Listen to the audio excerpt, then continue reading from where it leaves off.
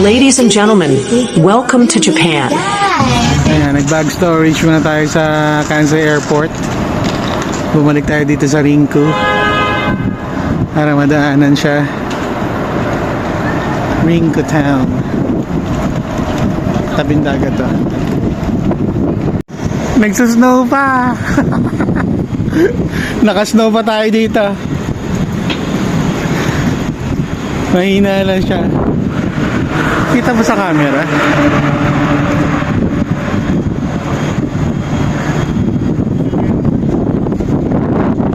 Lakas ang hangin, putya, lamig. Pero pag heavy yung snow, hindi ganun kaano yung lamig. Ayun, ang kapal na dun, oh.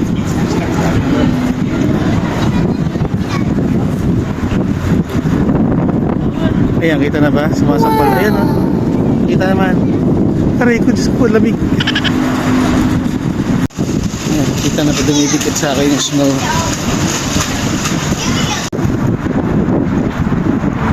Mahali ka na.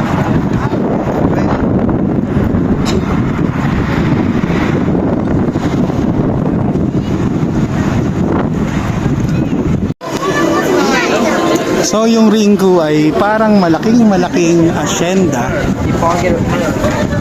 outlet sa Tagaytay, sa Silang, na malaki talaga.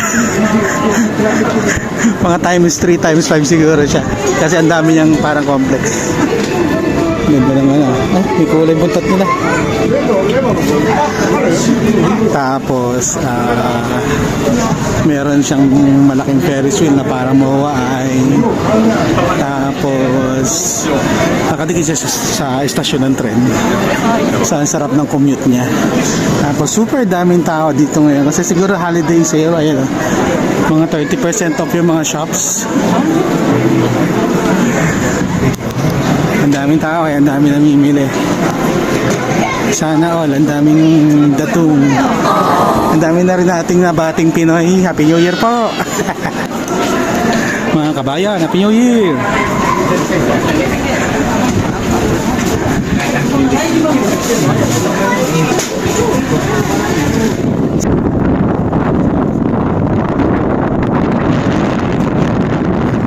Rinku ay pabalik na tayo, baka masaran tayo ng bag drop. Okay lang. Yan, no? Bukod sa sobrang lamig, May nag-message nga sa akin. nag-snow sa Kyoto. May nag-message I'm sorry. Sobrang laki niya, may mga kalye tumatawid sa in between ng mga complex niya.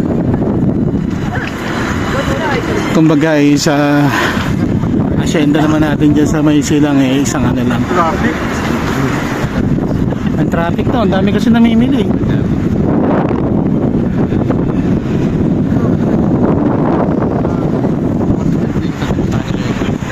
Pasyal kayo dito pag nagbaya Kansai kayo kasi siya yung kasunod na train station ng Kansai Airport.